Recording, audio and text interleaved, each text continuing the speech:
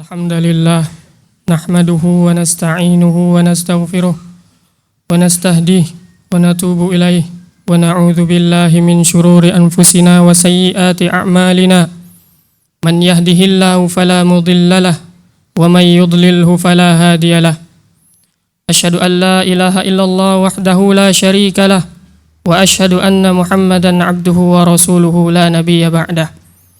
Qala ta'ala fi kitabihil karim ba'da a'udzu billahi minasy syaithanir rajim. Ya ayyuhalladzina amanu taqullaha haqqa tuqatih wa la tamutunna illa wa antum muslimun. Ya ayyuhan nasu taqu rabbakumul ladzi khalaqakum min nafsin wahidah wa khalaqa minha zawjaha wa batha minhuma rijalan katsiran wa nisaa'a wattaqullaha alladzi tasaaluna bihi wal arham innallaha kana 'alaikum raqiba.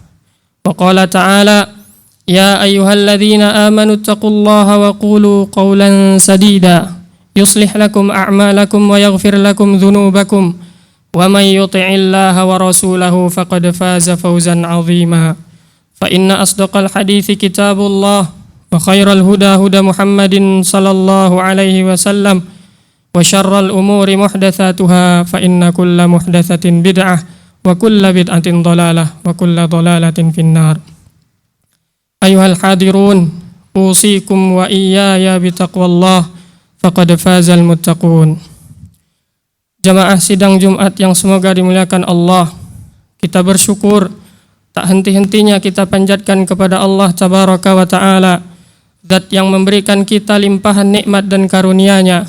Bahkan besarnya nikmat dan karunia Allah subhanahu wa ta'ala tidak akan sebanding dengan rasa syukur yang kita haturkan. Jamaah yang dimuliakan Allah, para ulama membagi nikmat yang Allah subhanahu wa ta'ala karuniakan kepada kita menjadi dua nikmat. Nikmat yang pertama adalah nikmat yang Allah berikan karena kita minta, dan nikmat yang kedua adalah nikmat yang Allah berikan tanpa diminta. Nikmat yang pertama, nikmat yang Allah subhanahu wa ta'ala berikan karena kita minta. Ketika kita sakit, kita minta sehat, Allah sehatkan, maka itu adalah nikmat. Ketika kita kekurangan, kita minta kelapangan kepada Allah, kemudian Allah berikan, maka itu adalah nikmat. Kemudian nikmat yang kedua adalah nikmat yang Allah berikan tanpa diminta. Kita yakin, mungkin saya sendiri yang yakin, tadi malam mungkin tidak ada satupun di antara kita yang berdoa untuk esok hari, ya Allah, besok pagi kaki ini jangan lumpuh dulu. Ya Allah, mata ini besok pagi jangan buta dulu. Ya Allah, telinga ini besok pagi jangan tuli dulu.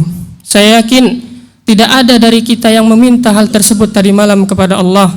Namun Allah subhanahu wa ta'ala senantiasa memberikan karunia-Nya, senantiasa memfungsikan seluruh organ kita, bahkan tanpa kita minta. Bisa kita bayangkan, seandainya setiap hal yang kita butuhkan harus kita minta dulu kepada Allah tabaraka wa ta'ala, betapa letihnya hidup ini. Ketika mau tidur malam, kita harus merinci apa yang kita butuhkan untuk esok hari. Jamaah yang dimuliakan Allah, sungguh benar, sungguh besar karunia Allah subhanahu wa ta'ala kepada kita. Seperti yang kita katakan tadi, bahwasanya Allah memberi kita nikmat bahkan tanpa kita minta. Dan itulah nikmat yang Allah subhanahu wa ta'ala berikan yang terbanyak. Karena apa? Karena permintaan kita tidak sebanding dan tidak sebanyak karunia yang Allah subhanahu wa ta'ala berikan. Jamaah yang dimuliakan oleh Allah subhanahu wa ta'ala, untuk itu hendaknya kita senantiasa memperbanyak syukur kita kepada Allah subhanahu wa ta'ala. Bahkan sebanyak apapun syukur kepada Allah subhanahu wa ta'ala tidak akan sebanding dengan nikmat yang Allah berikan. Oleh karena itu, para ulama mereka mengatakan ada sebuah ibadah yang apabila seorang hamba melakukannya, niscaya dia tidak akan pernah melakukannya dengan sempurna sampai kapanpun. Ibadah itu adalah ibadah syukur kepada Allah subhanahu wa ta'ala. Mengapa demikian? Ada 3 hal yang menjadi alasan kenapa seorang hamba tidak akan pernah bisa menyempurnakan rasa syukurnya kepada Allah subhanahu wa ta'ala. Yang pertama, agar rasa syukur itu setimpal, maka kita harus mengetahui dulu jumlah nikmat. Jika nikmatnya 1, maka rasa syukurnya adalah 1. Jika nikmatnya 10, maka rasa syukurnya adalah 10. Itu baru setimpal. Tapi kata Allah, wa in ta'uddu ni'matallahi la tuhsuha. Seandainya kalian menghitung nikmat Allah, niscaya kalian tidak akan mampu. Artinya nikmat Allah tidak terbatas, maka rasa syukur pun harusnya tidak terbatas. Akan tetapi kitalah manusia yang lemah, kitalah manusia yang tidak mungkin bisa bersyukur kepada Allah tanpa batas. Makanya benarlah kata para ulama, sebanyak apapun kita bersyukur, maka kita tidak akan pernah bisa menyempurnakan rasa syukur, karena nikmat Allah tidak terbatas, sedangkan kemampuan kita untuk bersyukur terbatas.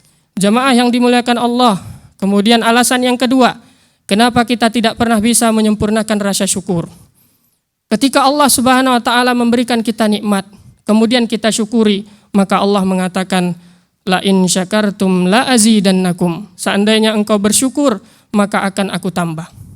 Maka perhatikan, ketika kita mendapat nikmat dan kemudian kita bersyukur, ternyata efek dari syukur kita itu Allah tambah nikmat. Bukankah tambahan nikmat itu perlu disyukuri pula? Artinya ketika kita bersyukur, Allah tambah lagi nikmat. Dan nikmat itu harus kita syukuri. Ketika kita bersyukur lagi, Allah tambah lagi dan harus disyukuri pula. Maka tidak akan henti-hentinya nikmat dari Allah, artinya rasa syukur kita pun harusnya tidak bisa berhenti. Jamaah yang dimuliakan Allah Subhanahu wa taala. Kemudian yang ketiga, mengapa kita tidak akan pernah bisa menyempurnakan rasa syukur kita kepada Allah Tabaraka wa taala?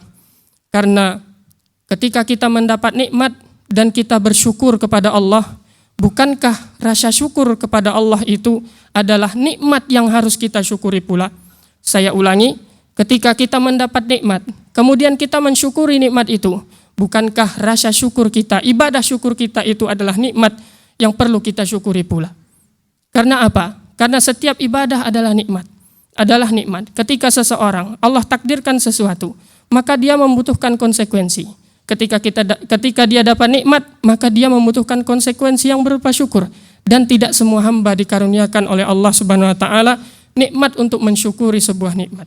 Oleh karena itu, sebagaimana yang kita katakan bahwasanya ketika seorang hamba bersyukur kepada Allah, maka dia tidak akan pernah bisa bersyukur kepada Allah dengan sempurna, melainkan dia hanya berusaha untuk terus bersyukur kepada Allah Tabaraka wa taala.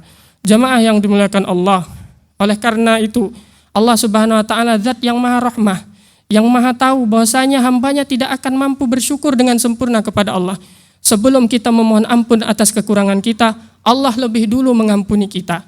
Di mana Allah mengatakan dalam ayatnya di surat An-Nahl, wa in ta'uddu ni'matallahi la tuhsuha, innallaha laghafurur rahim. Seandainya kalian menghitung nikmat Allah, kalian tidak akan mampu menghitungnya, dan sungguh Allah Subhanahu wa taala Maha Pengampun lagi Maha Penyayang. Kita bisa lihat kata para mufassirin, ayat tadi Allah tutup dengan Allah Maha Pengampun. Mengapa demikian?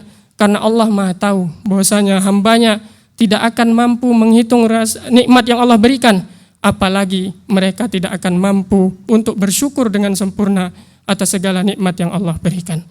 Jamaah yang dimuliakan Allah Subhanahu wa taala, betapa besar nikmat Allah Subhanahu wa taala dan betapa besar pula kebutuhan kita untuk bersyukur kepada Allah Subhanahu wa taala.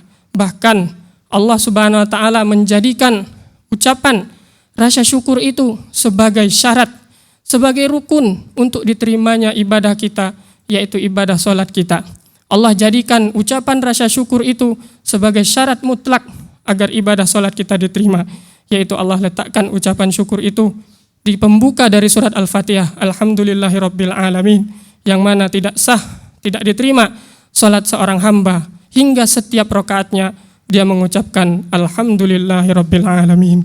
Aqulu qawli hadza wa astaghfirullah li wa lakum wa lisairil muslimina min kulli dzamb fastaghfiruh innahu huwal ghafurur rahim.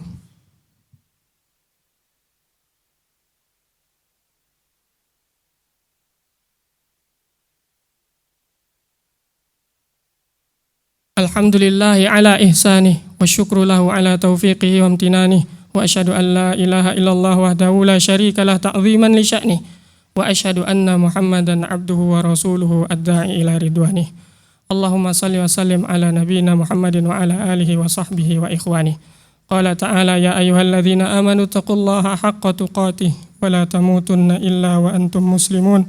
Wa qala ta'ala innallaha wa malaikatahu yusalluna 'alan nabi يا أيها الذين آمنوا صلوا عليه وسلموا تسليما اللهم صل على محمد وعلى آل محمد كما صليت على إبراهيم وعلى آل إبراهيم إنك حميد مجيد اللهم بارك على محمد وعلى آل محمد كما باركت على إبراهيم وعلى آل إبراهيم إنك حميد مجيد اللهم اغفر للمسلمين والمسلمات والمؤمنين والمؤمنات الأحياء منهم والأموات اللهم اغفر لنا ذنوبنا ولوالدينا ولإخواننا الذين سبقونا بالإيمان ولا تجعل في قلوبنا غلا للذين آمنوا ربنا إنك رؤوف رحيم اللهم أرنا الحق حقا وارزقنا اتباعه وأرنا الباطل باطلا وارزقنا اجتنابه اللهم ربنا هب لنا من أزواجنا وذرياتنا قرة أعين واجعلنا للمتقين إماما ربنا آتنا في الدنيا حسنة وفي الآخرة حسنة وقنا عذاب النار وآخر دعوانا أن الحمد لله رب العالمين أقم الصلاة